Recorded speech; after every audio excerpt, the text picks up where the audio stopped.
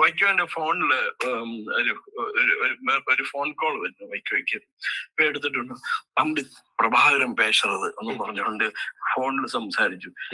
എനിക്ക് ഡോക്ടർ സുബ്രഹ്മണ്യ സ്വാമി എന്താണ് പറയാ, മിനിറ്റുകൾക്ക് എന്നെ വിളിച്ചിട്ട് പറഞ്ഞു, കുമാർ, പ്രഭാകരൻ ഈസ് ഫിനിഷ്ഡ്. ഇപ്പൊ പ്രഭാകരൻ ജീവിച്ചിരിക്കുന്നെന്ന് പറയുന്നത് നെടുമാരനാണ്. നെടുമാരൻ 93 വയസ്സ് 94 வயசு. ഈ സിനായിൽ கேஷில் கேட்கறது உண்டு, ஏதாவது ஏக்கம் உண்டா அப்படி இப்படின்னு கேட்கறது உண்டு. இல்ல இல்ல நாங்கெல்லாம் சிவிலியன்கள், கிராஸ் ஃபயர் அப்படி இப்படின்னு சொல்லிட்டு அந்த முதுகல் அடிப்பட்டப்ப எனக்கு அனஸ்தியா கொடுத்தாங்க. அந்த கீட்டமின் கொடுத்தாக்க எல்லாம் வெளியில வரும். ரெக்கவர் ஆகும்போது சொல்றேன், நான் விபிஆர்எல்எஃப்டா, எனக்கு குடும்பத்தை கொண்டவன எல்லாத்தையும் பழுவாங்க வேண்டாம். அப்படி ஒரு 2-3 இன்ட்ரெஸ்டிங்கான சம்பவம். அப்புறம் இந்த முத்துக்குமரன் இறந்த தீக்குளிப்பு, அது இன்னொரு இன்ட்ரெஸ்டிங்கான சம்பவம். ஒரு 10-11 மணிக்கு அட்மிட் ஆகும்போது எல்லாம் அந்த என் சகோதரர்கள் சாகிறார்கள் அப்படி இப்படி அந்த கோஷெல்லாம் போட இருந்தாரு. அப்புறம் எல்லாம் போயிட்டாங்க. ஒரு 11 மணிக்கு மேல போயிட்டு என்னப்பா ஆச்சு அப்படின்னா, எங்க அப்பாவுக்கு அவர் இது நெடுமாறன் கட்சி. ஆனா இவருக்கு வேலையெல்லாம் இல்ல, கல்யாணம் பண்ணி வச்சுட்டாங்க. ஏதாவது பண்ணா இந்த காசு கொடுப்பாங்க அப்படின்னு தான் மேடம் பண்ணிக்கிட்டேன் அப்படின்னு சொன்னாரு. அதை ஒன்னும் ரெக்கார்ட் பண்ணலன்னு. இது முடிஞ்சு நெக்ஸ்ட் இயர் நினைக்கிறேன், நான் ப்ரொமோட் ஆகி திருநெல்வேலி போறேன். அங்க ஒரு நண்பர்கிட்ட இந்த மாதிரி பேசுவேன், இந்த மாதிரி சொன்னாருங்க அப்படின்னு. அவரும் இல்ல அதெல்லாம் கிடையாது, அவங்கள உண்மையா தியாகிகள் அப்படி இப்படின்னு சொன்னாரு. நானும் பெருசா இது பண்ணிக்கல, அவங்க தியாகியா இருந்தா நமக்கு என்ன அப்படின்னு சொல்லிட்டு. ஒரு 15 நாள் கழிச்சு திடீர்னு, டாக்டர் நீங்க தப்பிச்சு ஓடிட்டீங்க அப்படின்னாரு. என்னங்கன்னா, இல்ல நம்ம இலங்கைக்கு அவரை ட்ரீட்மெண்ட் டாக்டருக்கு நாங்க பொன்னாடை போத்துறோம், மேடையில வச்சு நாங்க அடப்பாக நம்ம வேலைக்கு வணக்கம் நண்பர்களே, மற்றொரு கலந்துரையாடலில் உங்களோடு இணைந்து கொள்வதில் மகிழ்ச்சி. இன்றைக்கு கிடைத்த ஒரு தகவலை பரிமாறுறதுக்குத்தான் முக்கியமாக இந்த பதிவை மேற்கொள்கிறேன். நான் நினைக்கிறேன் இதுவரைக்கும் பெரிதாக வெளித்தெரியாத ஒரு முக்கியமான தகவல். தமிழ் விடுதலை புலிகளுடைய தலைவர் பிரபாகரன் என்ன ஆனார், அவர் இருக்கிறாரா இல்லையா, இல்லாவிட்டால் எப்படி அவருடைய இறுதி நிமிடங்கள் அமைந்தன என்ற பல்வேறு தகவல்களையும் பற்றியும் பல்வேறுபட்ட விவாதங்களும் சமூக வலைத்தளங்களில் நடந்து கொண்டிருக்குது. மக்களுக்கும் இதனை ஆவலாக பார்த்து கொண்டும் கேட்டுக்கொண்டும் இருக்கிறோம்.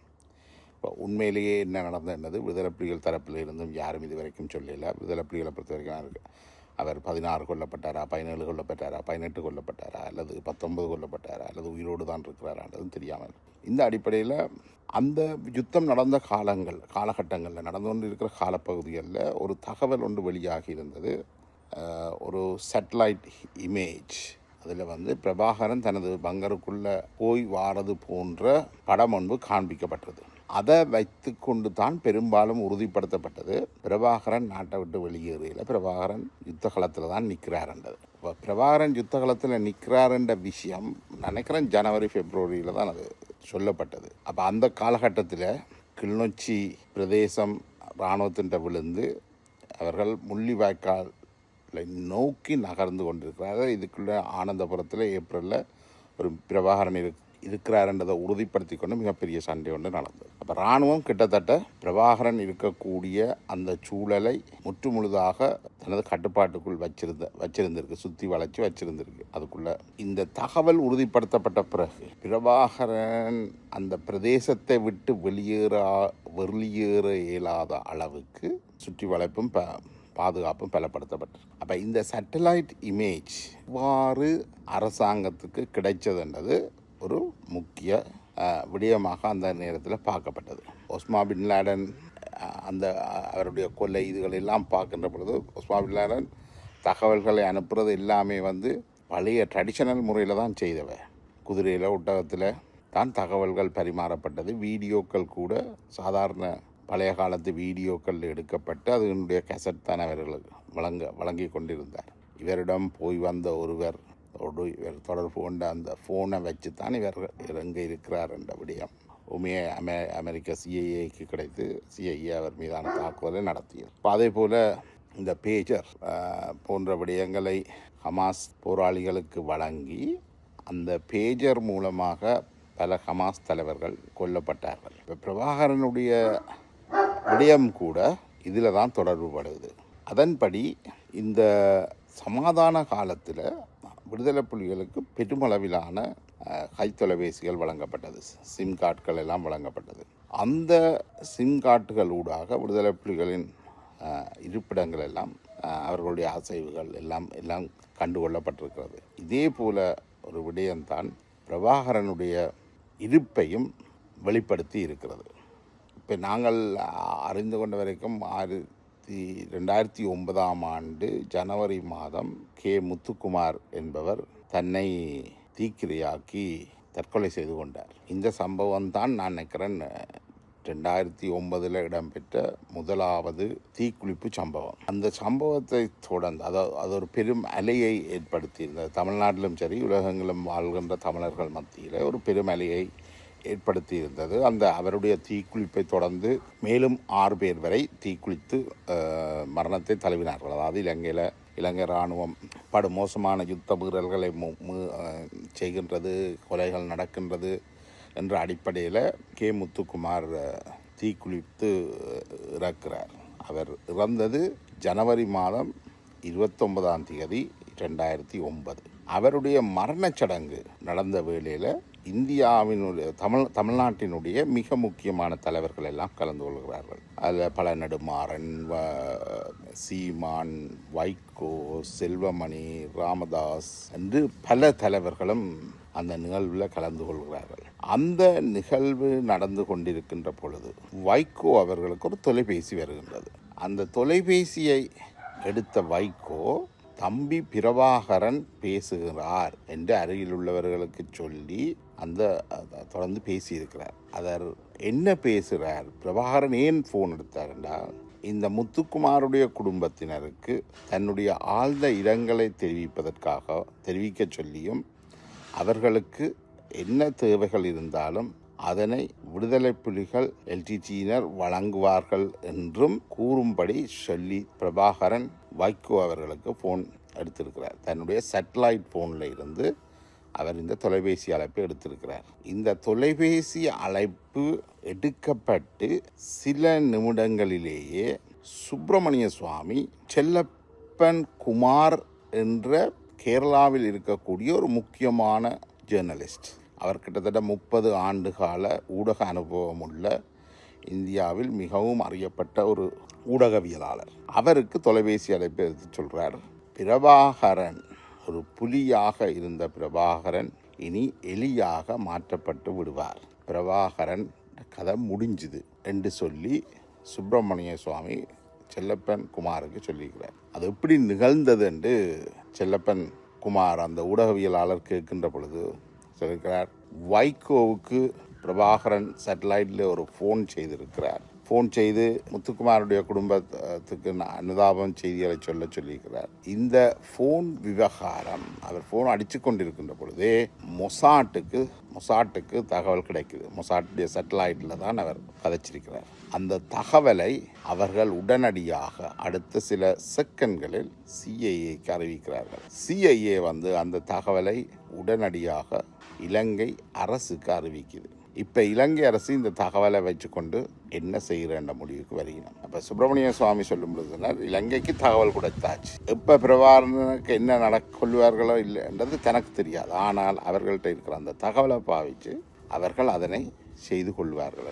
இந்த தகவல் கிடைக்கப்பட்டு அடுத்த சில வாரங்களிலேயே மார்ச்சில், ஜனவரியில், பிப்ரவரி ஆரம்பத்தில் தகவல் கிடைக்குது. பிப்ரவரி அதில் இருந்து பிரபாகரனுடைய அசைவுகளை அவர்கள் மிக துல்லியமாக கணிக்கிறார்கள். ஏப்ரல் முதல் வாரத்தில் ஆனந்தபுரத்தில் பிரபாகரன் இருந்த பதுங்கு குழியை சுற்றி வளைத்து தாக்குதல் நடக்குது. அதுதான் இந்த இறுதி யுத்தத்தில் நடந்த மிகப்பெரிய தாக்குதல். அந்த தாக்குதலில் தான் விடுதலை புலிகளுடைய முக்கிய தளபதிகள் விதுஷா, தீபன் என்று பலரும் கொல்லப்படுகின்றார்கள். அந்த தாக்குதலில் பொஸ்பரஸ் குண்டுகள் பாதிக்கப்பட்டதாகவும் குற்றம் சாட்டப்படுது. அந்த தாக்குதலை தொடர்ந்து தான் பிரபாகரனுடைய சகல நகர்வுகளும் கண்காணிக்கப்படுகிறது. அந்த தாக்குதலில் பிரபாகரன் உயிர் தப்புறார். பிரபாகரனை வெளியில் அந்த பதங்குழியிலிருந்து வெளியில் எடுக்கிற முயற்சி தோல்வி அடைகிறதை தொடர்ந்து அவருடைய நடமாட்டங்கள் கண்காணிக்கப்படுகிறது. அதுக்கு பிறகு மே 16ஆம் தேதி விடுதலை புலிகள் பெரும் தொகையானோர் சரணடைகிறார்கள், கொல்லப்படுகிறார்கள். நாங்கள் ஏற்கனவே செய்த இந்த பின்னணியும் எங்களுக்கு தெரியும்.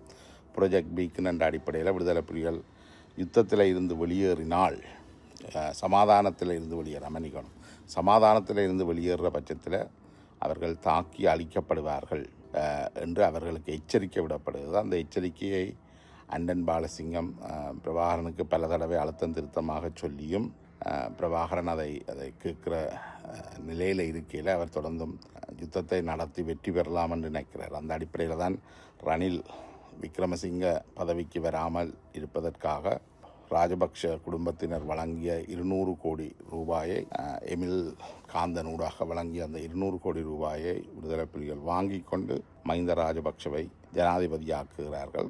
ஜனாதிபதியாக்கினதை தொடர்ந்து விடுதலை புலிகள் நினைத்தது என்றால் ராஜபக்ஷவும் தங்களைப் போல ஒரு அடிபாட்டுக்காரன், அப்போ ரணிலோட சமாதானமாக கதைச்சு ஈடுபடாமல் ராஜபக்ஷவோட அடிபட்டு வெல்லலாம் என்று தான் விடுதலை புலிகள் கணக்கு போட்டார்கள். ஆனால் அந்த கணக்கு படுமுட்டாள்தனமான கணக்காக போனது நாங்கள் எல்லாரும் அறிஞ்சது.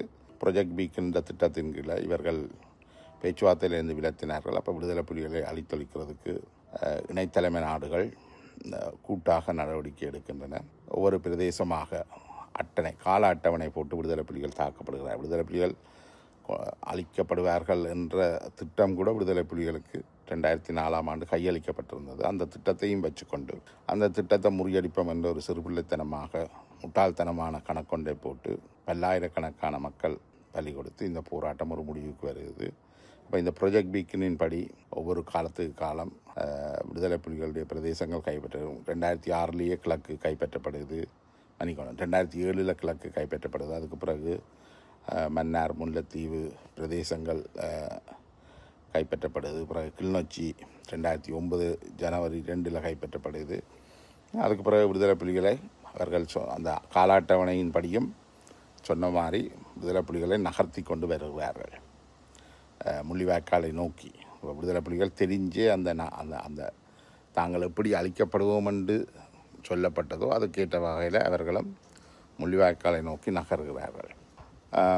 அப்போ இந்த காலகட்டத்தில் விடுதலை புலிகள் தொடர்ச்சியாக வைகோ போன்றவர்களோடு தான் தொடர்பில் இருக்கிறார்கள். அவர்கள் இந்தியாவில் ஆட்சி மாற்றம் நடக்கிற பட்சத்தில் இப்போ தமிழ்நாட்டில் ஜெயலலிதாவும் மத்தியில் பாரதிய ஜனதா பிஜேபியும் ஆட்சி அமைக்கும் என்ற நம்பிக்கையில் இந்திய தேர்தலுக்காக வெயிட் பண்ணுறார்கள், காத்திருக்கிறார்கள்.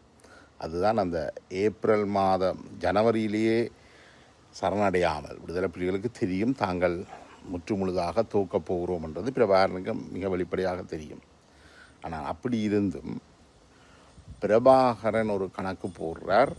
தமிழ்நாட்டில் ஜெயலலிதாவும் மத்தியில் பாரதிய ஜனதா கட்சியும் வெற்றி பெற்றால் அவர்கள் தங்களை காப்பாற்றுவார்கள் என்று. பிரபாகரனுக்கு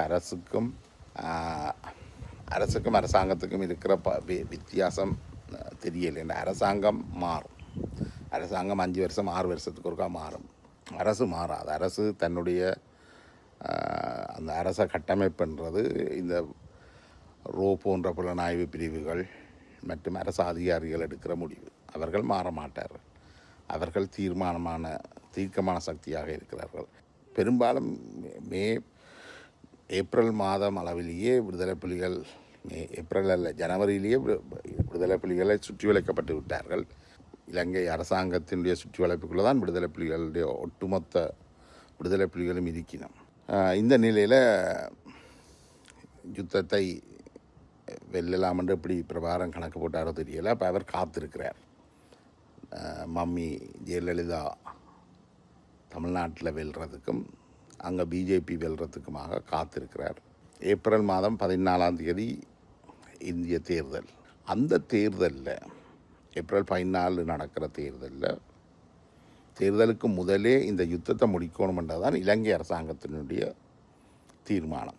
ஏன்னா இந்திய தேர்தலுக்கு முதலே யுத்தத்தை முடித்து பிரச்சனையை ஒரு முடிவுக்கு கொண்டு வரலாம்ன்ற. அப்போ அவர்களும் அந்த தேர்தலை நோக்கி யுத்தத்தை இன்னும் அதிகரிக்கிறார்கள். என்றால் அவர்களுக்கு அந்த ஏப்ரல் முதல் வாரம் பிரபாகரனுடைய அந்த பதுங்குழியில் பிரபாகரனை கைப்பற்ற இல்லாமல் போனதோ அல்லது படுகொலை செய்ய இல்லாமல் போனதோ அவர்களுக்கு ஒரு பெரிய பிரச்சனை ஆகிட்டுது. அப்போ அவர்கள் இந்த தேர்தலில் இவர்கள் புலிகள் நினைக்கிற மாதிரி ஜெயலலிதாவோ அல்லது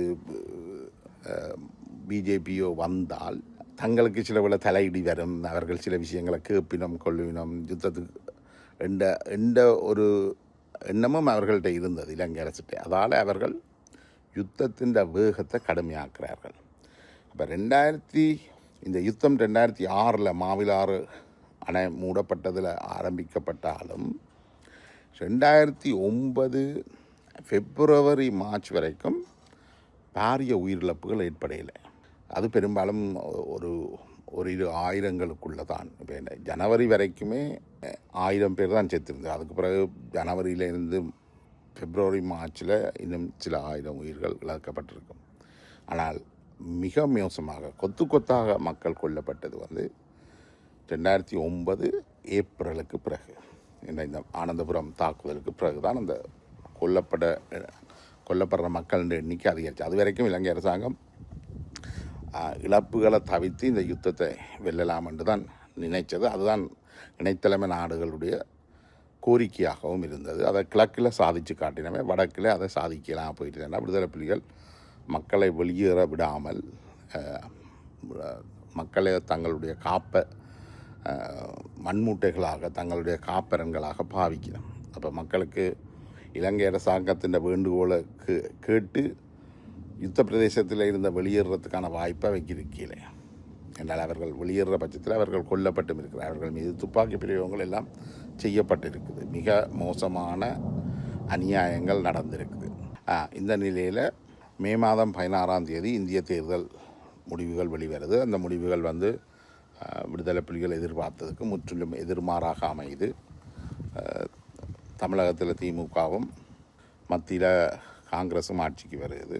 அப்போ அந்த நிலைமையில் அவர்களுக்கு இருந்த நம்பிக்கை முற்றுமுழுதாக போக அவர்கள் அன்றைக்கே இந்திய தேர்தல் முடிவுகள் வந்த அன்றைக்கே தாங்கள் ஆயுதங்களை மௌனிப்பதாக அறிவிக்கிறார்கள். இந்த சொல்ல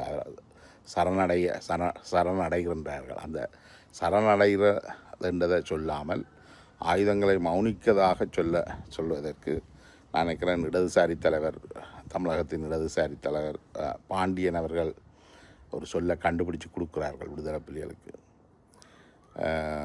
ஆயுதங்களை மௌனிக்கிறோம் என்று. அதில் ஆயுதங்களை இவர்கள் மௌனிக்கிறார்கள். அதுக்கு பிறகு விடுதலை புலிகளின் தலைவர்கள் சரணடைந்த பிறகு கொல்லப்பட்டதாக சொல்லப்படுது. பிரபாகரன் உட்பட எல்லாருமே சரணடைந்ததாக சொல்லப்படுது. அவர் சரணடையில் அவர் இதுவரை சண்டை பிடித்து இறந்தார் என்ற ஒரு பகுதி சொல்லுவது, இன்னொரு பகுதி அவர் இன்னும் உயிரோடு இருக்கிறார் என்றும் சொல்கிறார்கள். ஸோ இப்போ இதில் சுப்பிரமணிய சுவாமி சொன்ன அந்த உரையாடல் பிரபாகரன் வைகோக்கு தொலைபேசி அழைப்படுத்து முத்துக்குமாருக்கு குடும்பத்துக்கு அனுதாபத்தை தெரிவிக்க போன அந்த தகவல் உடனடியாக மொசாட்டினால் சிஐஏக்கு வழங்கப்படுது. சிஐஏ அதை இலங்கை அரசாங்கத்துக்கு வழங்குது. இலங்கை அரசாங்கம் அதை வச்சுக்கொண்டு பிரபாகரன் எங்கே இருக்கிறார்ன்றதை உறுதிப்படுத்தி அந்த பிரதேசங்களை முற்றுமுழுதான முற்றுகைக்கும் கண்காணிப்புக்கும் கொண்டு வருது. அந்த தொலைபேசி அழைப்படுத்து சில வாரங்களிலேயே பிரபாகரன் இல்லாமல் பண்ணப்படுகிறார். கிட்டத்தட்ட விடுதலை புலிகள் மொசாட்டோடு சேர்ந்து பயிற்சி எடுத்தார்கள் என்றது மொசாட் உடைய ஒரே மைதானத்தில், இஸ்ரேலில் ஒரே மைதானத்தில் பகல் இலங்கை இராணுவத்துக்கும் பின்னேரங்களில் விடுதலை புலிகளுக்கும் பயிற்சி வாங்கப்பட்டது. விடுதலை புலிகள் மொசாட்டினுடைய ஒரு தீவிரமான ஒரு செல்லப்பிள்ளையாக இருந்திருக்கிறார்கள். அவர்கள் எப்பொழுதும் தங்களுடைய உளவு பிரிவு போன்ற விடயங்களுக்கு மொசாட்டினுடைய நூல்களைத்தான் பயன்படுத்தி இருக்கிறார்கள். அதால் தான் அந்த விடுதலை புலிகளுடைய இந்த சித்திரவதைகள் எல்லாம் மிக கொடூரமாக இருந்தது. மொசாட் இன்றைக்கு பலஸ்தீனத்தில் என்ன செய்தோ அதைத்தான் அவர்கள் செய்திருக்கிறார்கள். அதை விட மேலாக பலஸ்தீனத்தில் பயிற்சி எடுத்த ஏனைய இயக்கங்களை அழிக்கிறதும் மொசாட்டுடைய ஒரு விஷயமாக இருப்பதாக சொல்லப்படுது. அதால் தான் விடுதலை புலிகள் ஏனைய அமைப்புகளை அழிக்கிறதுக்கு மொசாட்டினுடைய சகல ஒத்துழைப்பையும் பெற்றிருக்கிறார்கள். அதே போல் பிரேமதாசா இஸ்ரேலுடைய நலன் காப்பு அமைப்பை இலங்கையிலிருந்து வெளியேற்றினவர். அந்த அடிப்படையில் அவரும் அவரை கொல்லப்படுவதற்கும் விடுதலை புலிகள் பயன்படுத்தப்பட்டிருக்கிறார். அதே மாதிரி ராஜீவ்காந்தியினுடைய கொலையிலேயும் மேற்கு நாட்டு புலனாய்வு பிரிவுகள் கொல்லப்பட்டிருக்கிறார்கள். கிட்டத்தட்ட விடுதலை புலிகள் இந்த மொசாட் போன்ற உளவு அமைப்புகளுடைய ஒரு கூலிப்படையாகவே மாறி அவர்களாலேயே அளிக்கப்பட்ட ஒரு வரலாறு தான் தமிழர்களுடைய ஈழ விடுதலை போராட்ட வரலாறாக மாறியிருக்கிறது. இந்திய உளவு பிரிவு ரோவினால் வளர்த்தெடுக்கப்பட்ட தமிழ் ஈழ விடுதலை போராட்டம் மொசாட் CIA இணைந்த உளவு பிரிவுகளால் முடிவுக்கு கொண்டு வரப்பட்டிருக்கிறது. தங்களுடைய தேவைக்காக தமிழ் இளைஞர்களை பயன்படுத்திவிட்டு அவர்களை கருவேப்பிலையாக தூக்கி எறிந்து தமிழ் மக்கள் இன்றைக்கி கேள்விக்குறியோடு இருக்கின்றார்கள். தங்களுடைய போராட்டம் ஆரம்பிக்கப்பட்ட காலத்துக்கும் பின்னுக்கு தமிழ் மக்களுடைய அரசியல் வாழ்நிலை கொண்டு செல்லப்பட்டிருக்கிறது. எந்த ஒரு முன்னேற்றமும் தமிழ் மக்கள் காணையில். கிட்டத்தட்ட தமிழ் விடுதலை போராட்டத்தில் உயிரிழந்த ஒவ்வொரு உயிர்களும் அர்த்தமற்றதாக மாறியிருக்குது. இதுக்கு முக்கிய காரணம் இந்த விடுதலை போராட்டத்தை முன்னெடுத்த புலிகளிடமோ ஏனைய தலைவர்களிடமோ குறிப்பான அரசியல் சிந்தனை இல்லாதது தான். அவர்கள்ட்ட குறைந்தபட்ச அரசியல் சிந்தனை இருந்தால் கூட இந்த உளவு நிறுவனங்களோடு போய் கூட்டு சதிகள் செய்து அவர்களை காட்டி தமிழீழம் எடுக்கலாம் என்ற முட்டாள் சிந்தனைக்கு வந்திருக்க மாட்டார்கள். ஸோ இந்த தவறுகளில் இருந்து நாங்கள் நிறைய கற்றுக்கொள்ளணும் என்று சொல்லிக்கொண்டு நான் இந்த உரையாடலை முடிவுக்கு கொண்டு வரேன். കേട്ടവങ്ങൾ അനേവർക്കും നന്ദി. വീണ്ടും തുടരുவோம். LTTയുടെ പ്രഭാകരന്റെ ലൊക്കേഷൻ എക്സാക്റ്റ് ആയിട്ട് ശ്രീലങ്കൻ ഗവൺമെന്റിന് കിട്ടണം എവിടെ നിന്നാണ്? CIAക്ക് എവിടെ നിന്നായിട്ടാണ്? ഇസ്രായേലി മൊസാദിന്. ഒരു പ്രശ്നം നടന്നു ഓർക്കണ്ടോ സുനില്? തമിഴ്നാട്ടിലൊരു തന്നെ ഒരു എന്തോ ഒരു കൃഷ്ണകുമാർ, എന്തോ ഒരു സുബ്രഹ്മണ്യം കുമാർ എന്നിട്ട് ഒരു തന്നെ ആത്മഹത്യ ചെയ്തു. അവൻ ശ്രീലങ്ക പട്ടാളം LTTനെ വളഞ്ഞു. എന്നിട്ട് അവൻ പറഞ്ഞ തമിഴ് ജനങ്ങളെ മുഴുവൻ വെടിവെച്ച് കൊല്ലുകയാണ്, ഞാൻ അതിൽ പ്രതിഷേധിച്ച് ആത്മാഹുതി ചെയ്യുകയാണെന്ന് പറഞ്ഞ് ഭയങ്കര പബ്ലിസിറ്റി കൊടുത്ത് അയാൾ ആത്മാഹുതി ചെയ്തു. അയാളുടെ ശവസംസ്കാര ചടങ്ങ് നടന്നുകൊണ്ടിരിക്കുമ്പോൾ അവിടെ വൈക്കോ പ്രസംഗിച്ചുകൊണ്ടിരിക്കുകയാണ്. വൈക്കോന്റെ ഫോണില് ഒരു ഫോൺ കോൾ വരുന്നു വൈക്കോയ്ക്ക്. ഇപ്പൊ എടുത്തിട്ടുണ്ട്, തമ്പി പ്രഭാകരൻ പേശറത് എന്ന് പറഞ്ഞുകൊണ്ട് ഫോണിൽ സംസാരിച്ചു. എന്നിട്ട് അയാൾ പറഞ്ഞു, തമ്പി പ്രഭാകരനാണ് എന്നെ വിളിച്ചത്, ഈ കുട്ടിയുടെ വീട്ടുകാരോട് അതിന്റെ അനുശോചനം അറിയിക്കണം, ഞാൻ വളരെ ഷോക്ക്ഡ് ആണ്, അവർക്ക് എന്ത് സഹായം വേണമെങ്കിലും LTT ചെയ്തു കൊടുക്കുമെന്ന് പറയാൻ വേണ്ടിയിട്ട് തമ്പി ജാഫറിനെ ഒന്ന് വിളിച്ചതാണ്. ഈ ടെലിഫോൺ കോള് മറ്റേ ഇസ്രായേലി സാറ്റലൈറ്റ് പിക്കപ്പ് ചെയ്തു. ഇസ്രായേലി സാറ്റലൈറ്റ് പിക്കപ്പ് ചെയ്ത് വിത്തിൻ സെക്കൻഡ്സ് അവര് CIAനെ അറിയിച്ചു. എനിക്ക് ഡോക്ടർ സുബ്രഹ്മണ്യ സ്വാമി എന്താണ് പറയാ, മിനിറ്റുകൾക്ക് എന്നെ വിളിച്ചിട്ട് പറഞ്ഞു, കുമാർ പ്രഭാകരൻ ഈസ് ഫിനിഷ്ഡ്. അപ്പൊ ഞാൻ എന്ത് വെച്ചു സാർ, എന്താ കാര്യം എന്ന് വെച്ചു. ഈ ഫോൺ കോൾ എന്താ വന്നു വൈക്കോയ്ക്ക്. അതോടുകൂടി പ്രഭാകരന്റെ ലൊക്കേഷൻ എവിടെയാണെന്ന് LTTക്ക് മനസ്സിലായി. അവര് CIAക്ക് വിവരം കൊടുത്തിട്ടുണ്ട്. CIA ശ്രീലങ്കയ്ക്ക് വിവരം കൊടുക്കും. അപ്പൊ ഞാൻ മുന്നിൽ എത്ര ദിവസമാണ് ചോദിക്കും, അതെന്റെ അടുത്ത് ചോദിക്കരുത്, അത് just for the Sri Lankan army to decide. അവര് ഇപ്പൊ പുലിയാണല്ലോ ശ്രീലങ്ക, തമിഴ് പുലിയല്ലേ, അവനിപ്പൊരു തമിഴ് എലിയാക്കി പുറത്ത് ചാടിക്കുന്നു പറഞ്ഞു. Within weeks this fellow was shot dead. അയാളെ കൊന്നു. ഇപ്പൊ അവര് പറഞ്ഞുകൊണ്ട് നടക്കുന്നു പ്രഭാകരൻ ചത്തിട്ടൊന്നുമില്ല, ജീവിച്ചിട്ടുണ്ടെന്ന് പറഞ്ഞുകൊണ്ട്. കഴിഞ്ഞ ദിവസം അതിന്റെ അടുത്ത നമ്മുടെ ആദര അവര് ഇന്റർവ്യൂവിൽ ചോദിച്ചിരുന്നു. ഞാൻ പറഞ്ഞ അത് ചത്തു. അപ്പൊ ഇപ്പൊ പ്രഭാകരൻ ജീവിച്ചിരിക്കുന്നെന്ന് പറയുന്നത് നെടുമാരനാണ്. നെടുമാരൻ 93 വയസ്സോ 94 വയസ്സാ. ഈ സിനായിൽ എനിക്ക് ബോധമില്ല. പണ്ട് നമ്മുടെ സിനിമാ നടൻ ജയൻ മരിച്ചു കഴിഞ്ഞപ്പോ ആൾക്കാർ പറഞ്ഞു ജയൻ മരിച്ചിട്ടില്ല, അവിടെ ഒളിച്ചിരിക്കുകയാണ്, പ്രേം നസീറിന് ഒളിച്ചിരിക്കുകയാണ്, പേടിച്ചിട്ട് ഒളിച്ചിരിക്കുക. ഏതാണ്ട് അതേപോലെയാണ് അവരുടെ തമിഴന്മാരുടെ ജയനാണ് ഈ പ്രഭാകരൻ.